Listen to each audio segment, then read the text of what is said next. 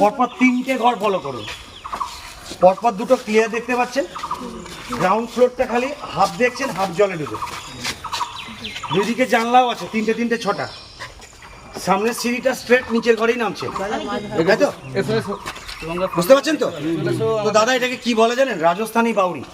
বাউরি কথার বাংলা মানে মেয়েদের জল নেওয়ার জায়গা। এগুলো দিল্লি কিংবা রাজস্থান ঘুরতে গেলে এই জিনিস দেখতে পাবেন প্যালেসে।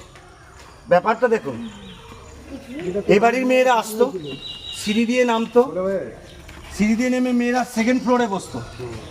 2nd ফ্লোরের পিছনে দেখেন একটা দেয়াল দেখতে পাচ্ছেন, ওটা কুয়ো। ওখান থেকে জল নিত।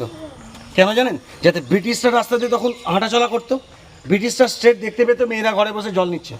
তাহলে ওরা কী ভাববে? এটা মেয়েদের জল তোলার জায়গা। এবার মেয়েদের পার্সোনাল জায়গায় ছেলেরা যাবে না, সেম ব্রিটিশরা ঘরে যেত না, মেয়েদের জায়গা চলে যেত, সেটাই সুযোগ। রাতের বেলা এখান থেকে ব্যবসাটা হতো।